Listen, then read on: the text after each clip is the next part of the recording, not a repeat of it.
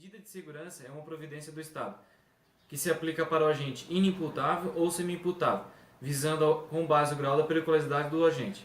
A medida de segurança se aplica para as pessoas que cometeram algum crime, que possuem alguma doença mental e não podem ser considerados responsáveis pelos seus atos. Portanto, eles devem ser tratados e punidos pelo fato. Sua finalidade seria adequar a sua reintegração à sociedade do indivíduo perigoso para a própria sociedade. As medidas de segurança são divididas em detentivas e não detentivas. Até 1940, elas poderiam ser aplicadas para qualquer pessoa ou empresa que fosse considerada perigosa para a sociedade. A partir de 1969, por conta do Decreto de Lei 1004, as medidas de segurança passaram a funcionar apenas para pessoas inimputáveis ou semi-imputáveis, como uma forma de punir essas pessoas e proteger a sociedade, mas de uma forma que visa reintegrá-las à sociedade. O mais importante deste código foi a adoção do sistema vicariante, com respeito à aplicação da medida de segurança, proibindo-se a acumulação de sanções detentivas. Seria a pena mais a medida de segurança. Se na análise do caso concreto restasse comprovada a imputabilidade do agente, aplicar-se-ia a pena como sanção. Caso o mesmo fosse considerado absolutamente inimputável, seria aplicada a medida de segurança, configurando semi-imputável. O juiz optaria entre a aplicação da pena ou da medida de segurança, de acordo com o caso, portanto, enquanto o fundamento para a aplicação da pena é a culpabilidade. A medida de segurança encontra embasamento na periculosidade, aliada à imputabilidade ou semi-imputabilidade do indivíduo. Conforme o doutrinador César Roberto Bittencourt, 4 são as diferenças principais entre a pena e a medida de segurança. As penas têm caráter retributivo e preventivo. As medidas de segurança têm natureza eminentemente preventiva. O fundamento da aplicação da pena é a culpabilidade. A medida de segurança fundamenta-se exclusivamente na periculosidade. As penas são determinadas.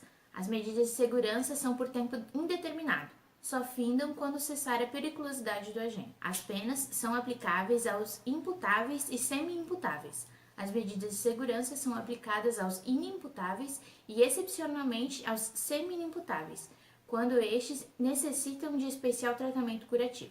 Princípios constitucionais da medida de segurança. A medida de segurança constitui uma espécie de sanção penal imposta pelo Estado. Sendo o Brasil um Estado constitucional democrático de direito, devem ser observadas na aplicação da medida de segurança as mesmas garantias e princípios constitucionais que fundamentam a aplicação da sanção penal. A esse respeito, preceitua César Roberto Bittencourt. A medida de segurança é a pena privativa de liberdade, constitui duas formas semelhantes de controle social. A substancial não apresenta diferenças dignas de nota. Consubstanciam formas de invasão de liberdade do indivíduo pelo Estado e, por isso, todos os princípios fundamentais constitucionais aplicáveis à pena regem também a medida de segurança. Eduardo Reale Ferrari, citando Luiz Flávio Gomes, estabelece: Luiz Flávio Gomes afirma que penas de medida de segurança criminais constituem formas de controle social, devendo ambas ser obviamente limitadas e regulamentadas. Constituem formas de invasão do poder estatal na liberdade do homem, sendo que todos os instrumentos garantísticos inseridos na Constituição Federal de 1988 valem automaticamente para o inimputável e para o semi-imputável, sujeito a tratamento, não podendo o operador do direito renunciar à análise dos princípios constitucionais, norteadores a qualquer espécie de sanção penal. Destaca-se como princípios constitucionais considerados mais importantes para a aplicação da medida de segurança, os princípios da legalidade, da proporcionalidade, da intervenção mínima e da dignidade da pessoa humana. Conforme o artigo 98 diz: na hipótese do parágrafo único do artigo 26 deste Código, necessitando do condenado de especial tratamento curativo, a pena privativa de liberdade pode ser substituída pela internação ou tratamento ambulatório, pelo prazo de 1 a 3 anos nos termos do artigo anterior, respectivo 1 a 4. Para que uma pessoa possa ser considerada imputável, ela precisa preencher 2 requisitos. Um deles é ter conhecimento da ilicitude do ato praticado e o segundo é estar sob controle do seu livre-arbítrio, ou seja, ela não pode ser coagida a cometer o ato. Atualmente, a Lei Penal Brasileira estabelece no artigo 26, caput, do Código Penal a definição de inimputabilidade. Artigo 26. É isento de pena o agente que, por doença mental ou desenvolvimento mental incompleto ou retardado, era ao tempo da ação ou omissão, inteiramente incapaz de entender o caráter ilícito do fato ou determinar-se conforme esse entendimento. No parágrafo único do artigo 26 do Código Penal, define a semi-imputabilidade. Parágrafo único. A pena pode ser reduzida de 1 a 2/3 se o agente, em virtude de perturbação de saúde mental ou por desenvolvimento mental incompleto ou retardado, não era inteiramente capaz de entender o caráter ilícito do fato ou de determinar-se de acordo com esse entendimento. Atualmente, quando se consta a inimputabilidade de um agente na prática de um delito, o mesmo não recebe pena e sim medida de segurança. Consiste em internação em hospital de custódia e tratamento, medida de segurança detentiva, ou tratamento ambulatorial psiquiátrico, medida de segurança restritiva, como consta o artigo 97 do Código Penal. O artigo 97 do Código Penal diz que, se o agente for inimputável, o juiz determinará a sua internação. Também no artigo 26, se todavia o fato previsto como crime for punível com detenção, poderá o juiz submetê-lo a tratamento ambulatorial. O prazo mínimo da medida de segurança, quer detentiva, quer restritiva, é de 1 a 3 anos, enquanto não for constatada por perícia médica a cessação da periculosidade.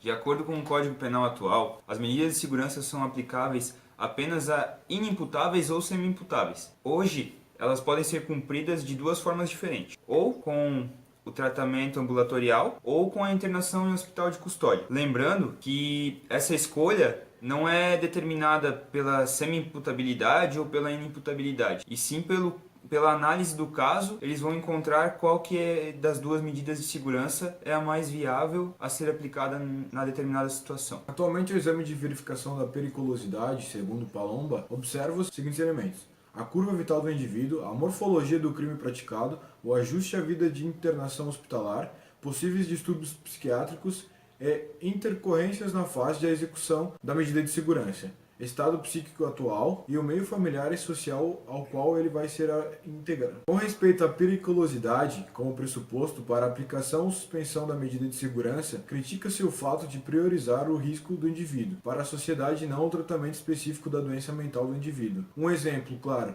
dessa distorção encontra-se no ordenamento jurídico penal, que disciplina a doença mental superveniente no curso de execução penal.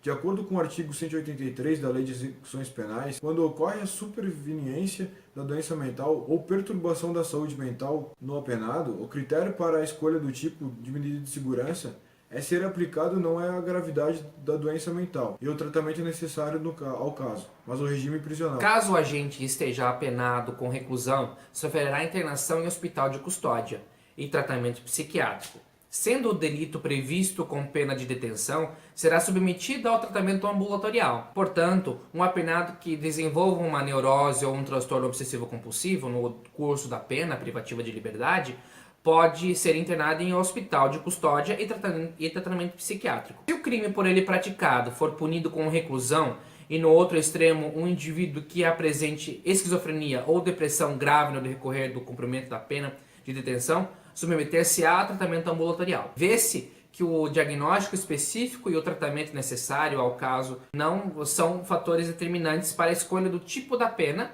ou tipo da medida de segurança a ser aplicado, levando-se à valorização do interesse social e detrimento no regime terapêutico necessário para o indivíduo.